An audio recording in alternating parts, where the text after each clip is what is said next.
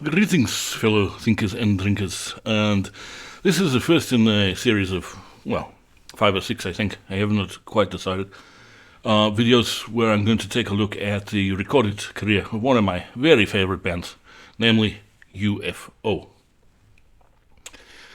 I'm sure they'll be known to all of you, or anybody watching this. We also know that their career has been punctuated, shall we say, by lineup instability, quite a lot of it. Since they have a considerable catalogue, this fluctuating lineup has been an obvious demarcation point, shall we say, for the breaking down of the video. Now, most people know UFO initially from their association with Maçhonquèrre back in the early to late 70s initially, and the great songs that produced, and also the subsequent lineups, etc., going on from the 80s until their retirement, which was, a year, 2 years ago now?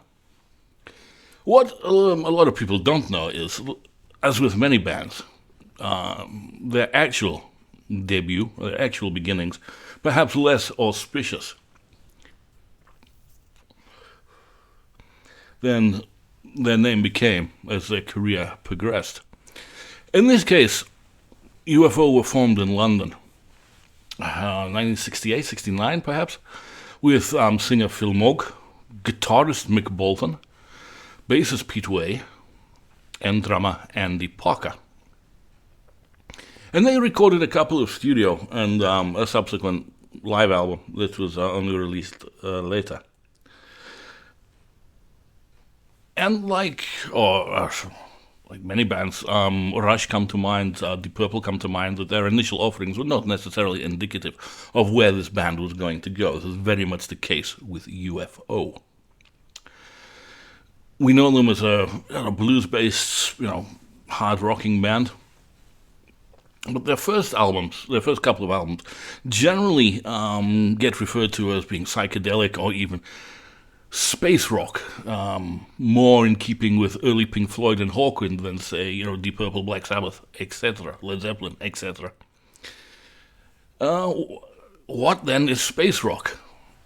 Well, my research tells me that space rock is rock music, obviously, that emphasizes atmosphere over structure, includes long hypnotic instrumental sections, repetitive trance-like rhythms, very heavy on effects, guitars, synthesizer effects, science fiction, cosmic themes, often feels floaty, dreamy, expansive, creating perhaps that sensation of drifting.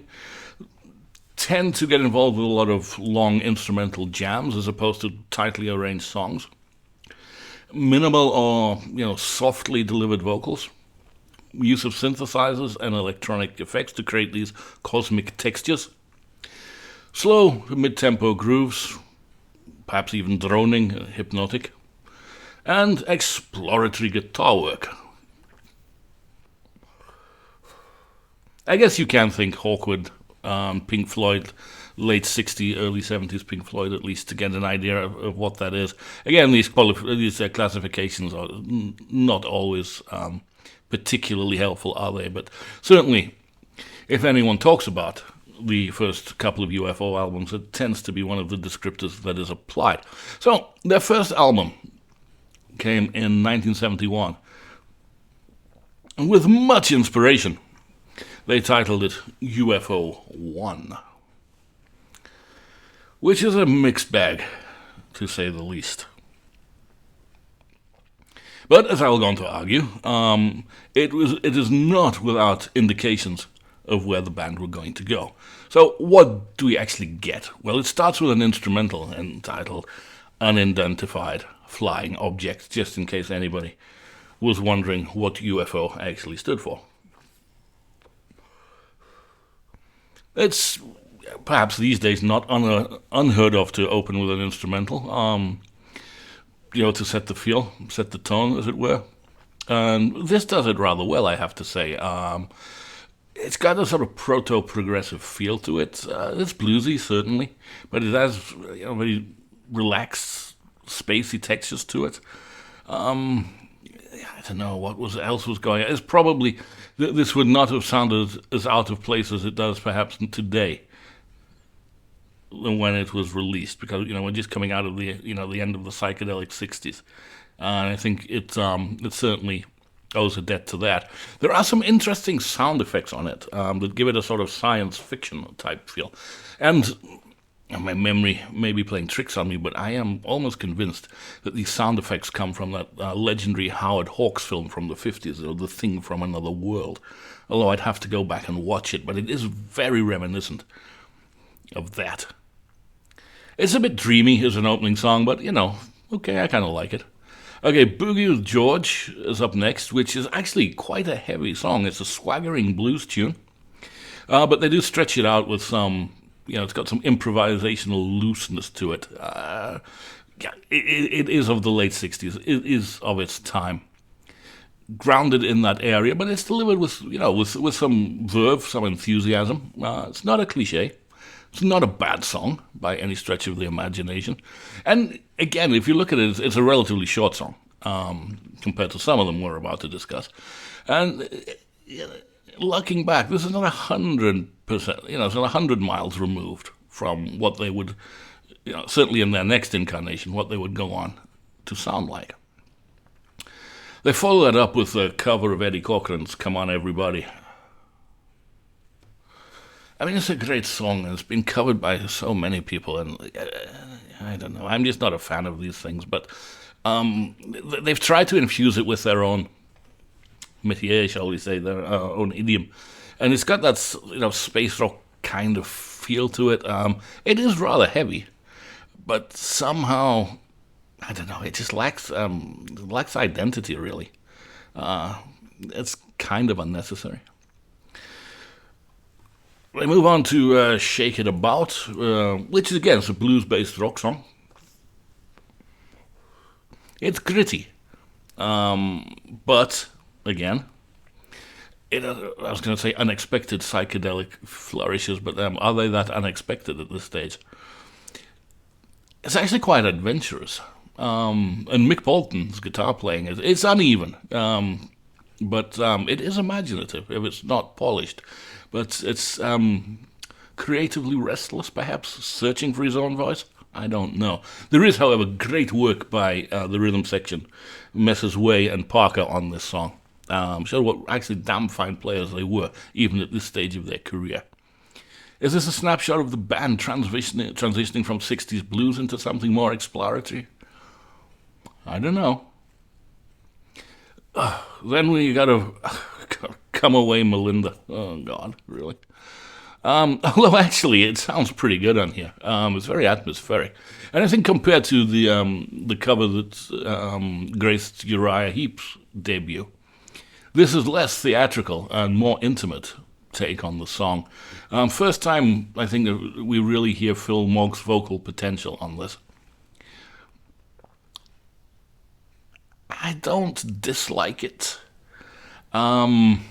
But it's just never been one of my favorite songs. For some reason, it stylistically, I think it fitted better to the Uriah Heep debut than it does here. But again, too many cover songs on the debut. What does that tell you? We don't have enough ideas of our own. They move on to a track bizarrely entitled Timothy. It does rock a lot more than just about anything thus far. It's quite heavy, actually. Sounds much more like the band that they would go on to become. It's a strong entry, I feel.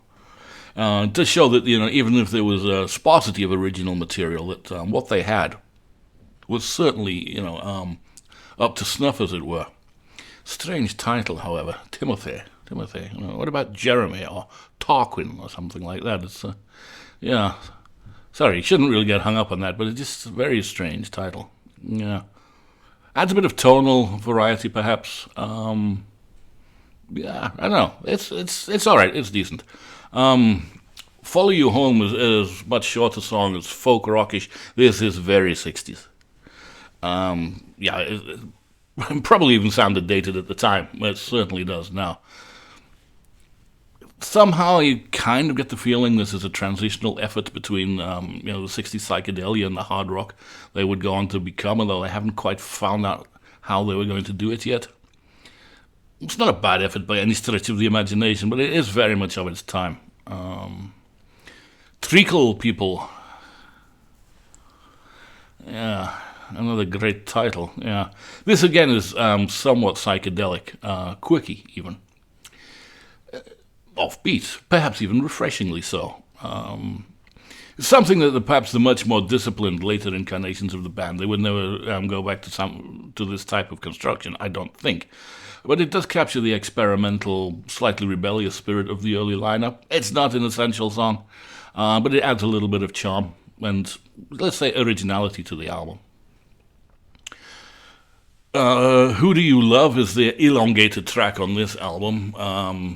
I suppose if you're looking for the space rock, evidence of the space rock descriptor, then you're probably going to find it on here. It's much more about atmosphere here, and it's not just stretching a tune.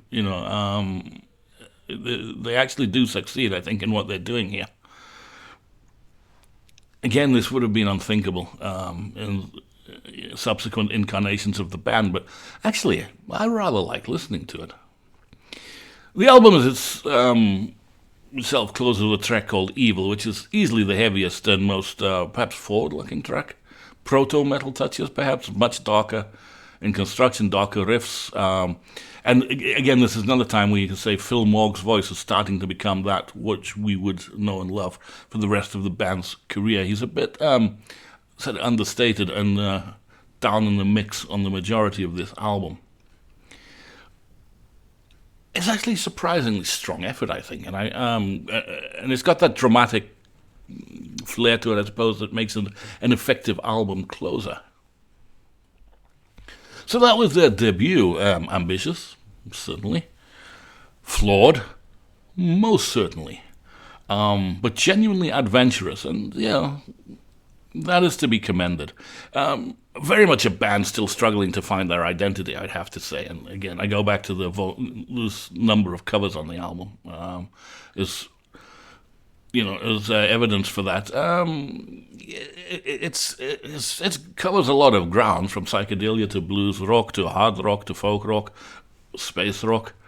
So they're certainly, prepared to experiment. Again, I said too many covers, but the original material, again, I think it's strong stuff. They obviously knew what they were doing. They obviously had the ability to compose and perform good original material.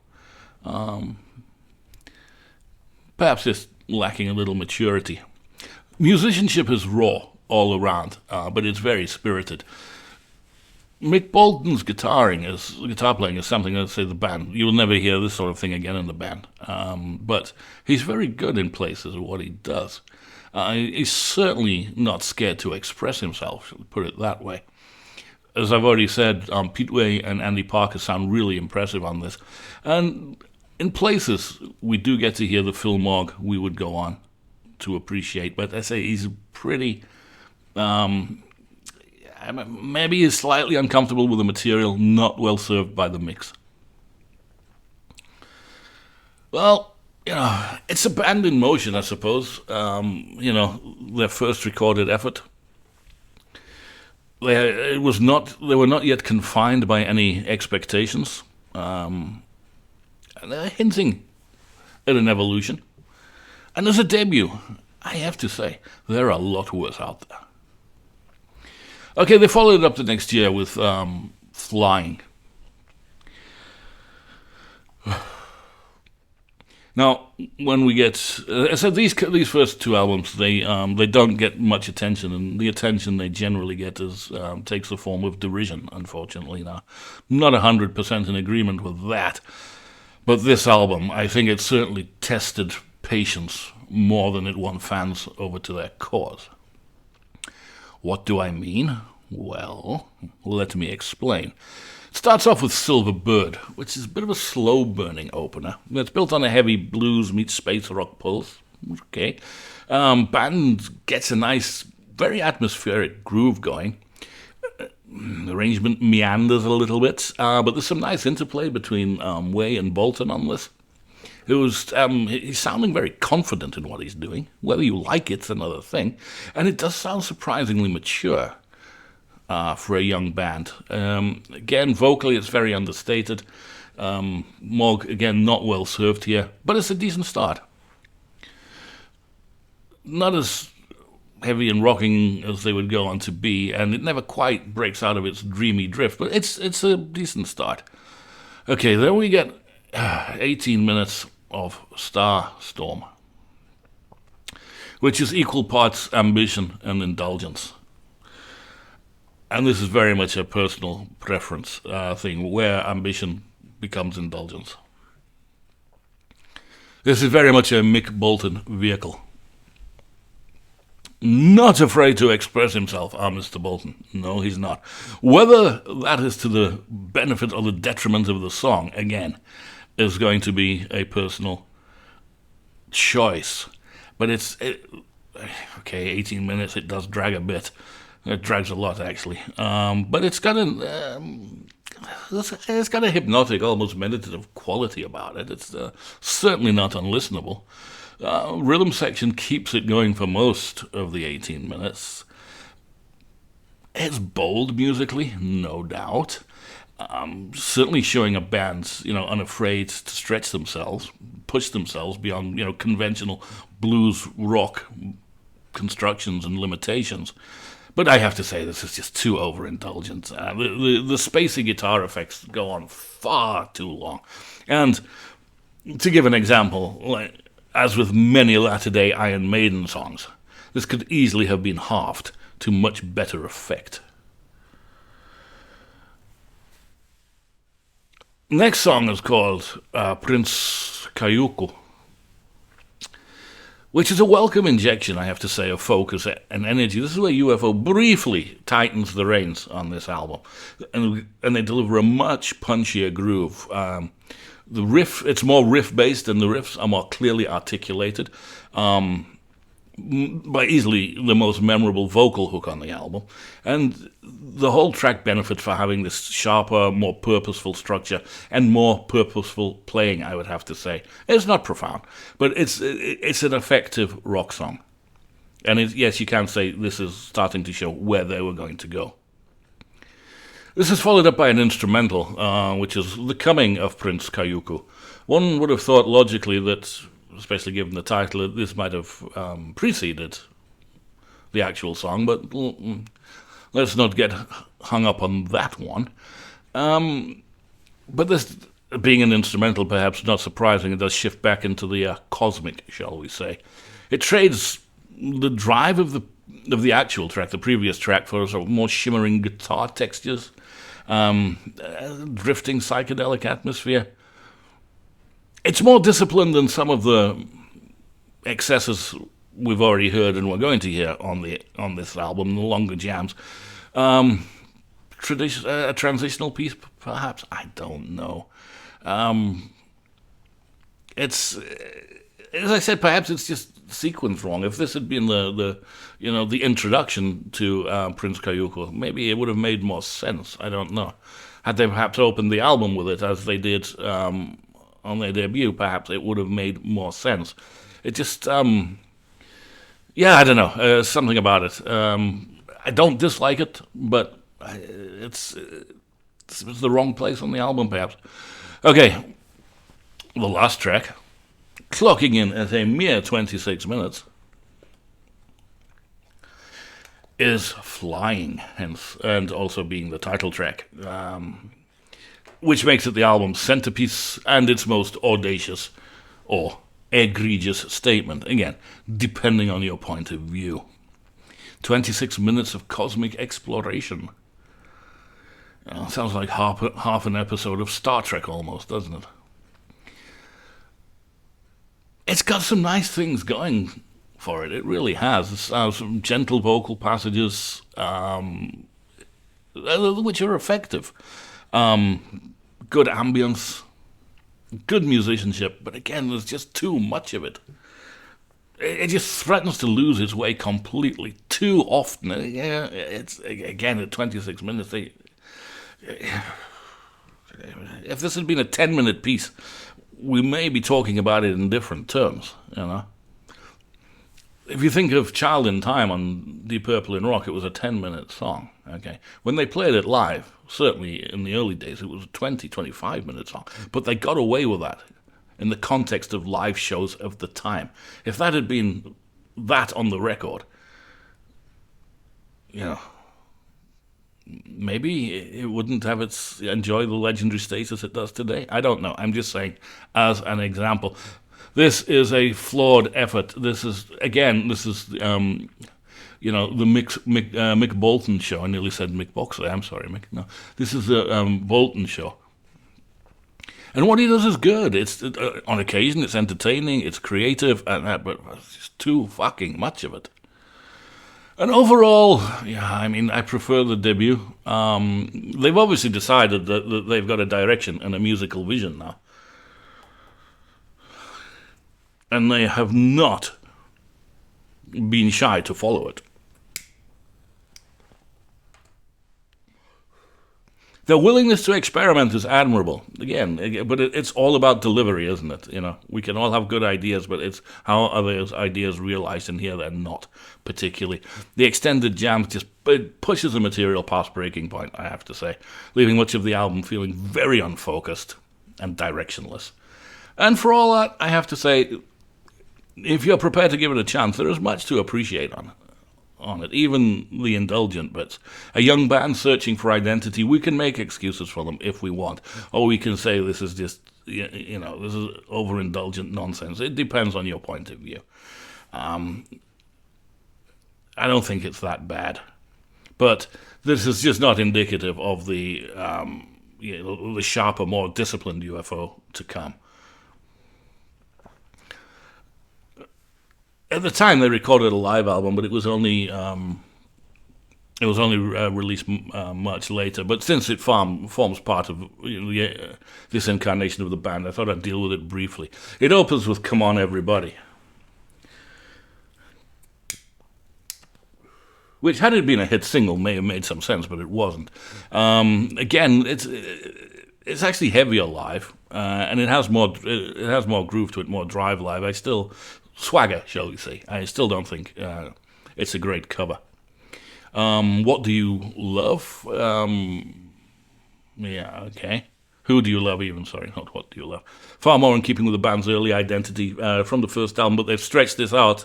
This is the early 70s, you know, to jam length, and it veers between hypnotic groove and loose, very unfocused noodling. It was much stronger on the album. Flourishes of creativity, yes, undoubtedly, and Bolton in particular has moments of intriguing, almost modal playing, is very listenable in places, but it collapses under its own weight far too often.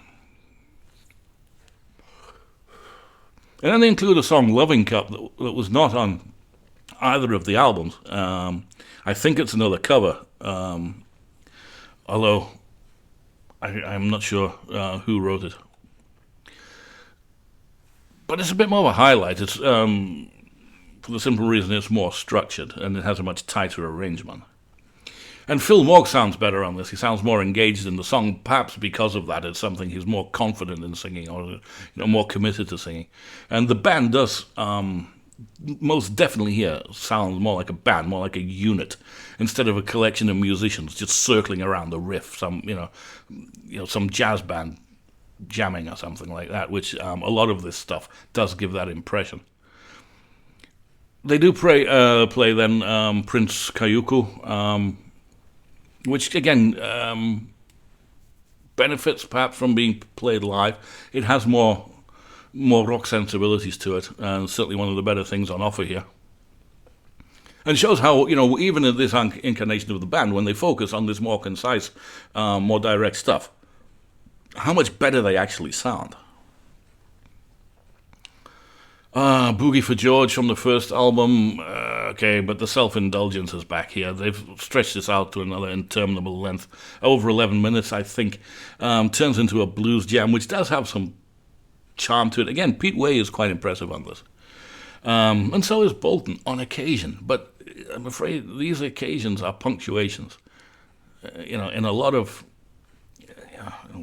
stuff that really doesn't engage that well. It meanders too much. This was the early 70s. Deep Purple, Led Zeppelin were doing much the same live, but they were generally doing it better. And the album closes with Follow You Home, which is quite lively, actually. Does, again, have a harder edge, more assertive delivery, much more energy than most of it. Again, to me, it just goes to show that the more song-orientated UFO, as they would emerge, are a much better band. But not that this initial incarnation, were incapable of doing that. It's just, for some reason, was not their focus. Live, they seem to be raw, improvisational, which again, depending on your point of view, it hinted at greater things to come, but again, you can hear it when they've tightened their approach and tightened their sound, how much more convincing they are. Well, these, certainly the first two studio albums were not a great success. I think they both charted in Germany, but nowhere else. Why is that?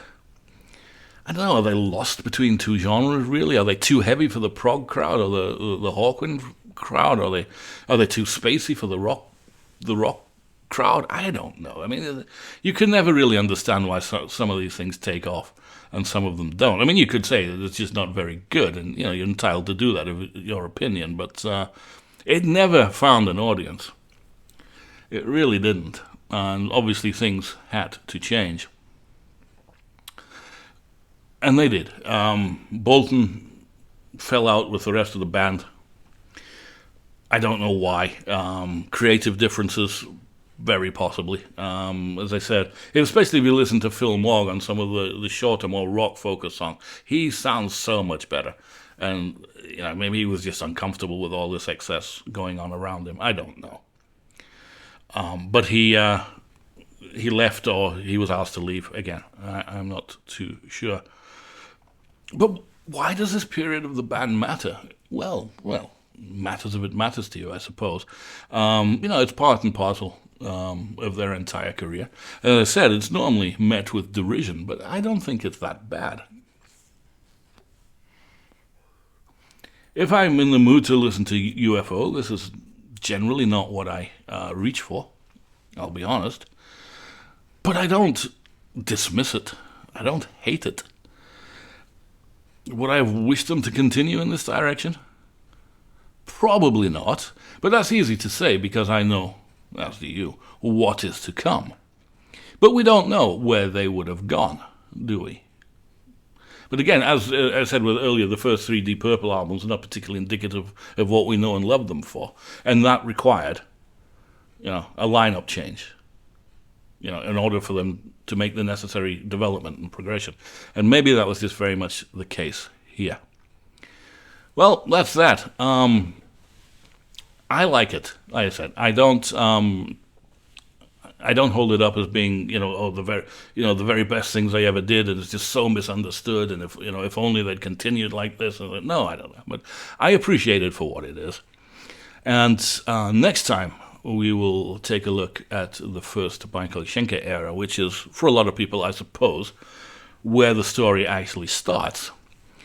But I'm going to leave with a question hanging in the air on this occasion, because I can't find out what the hell happened to Mick Bolton.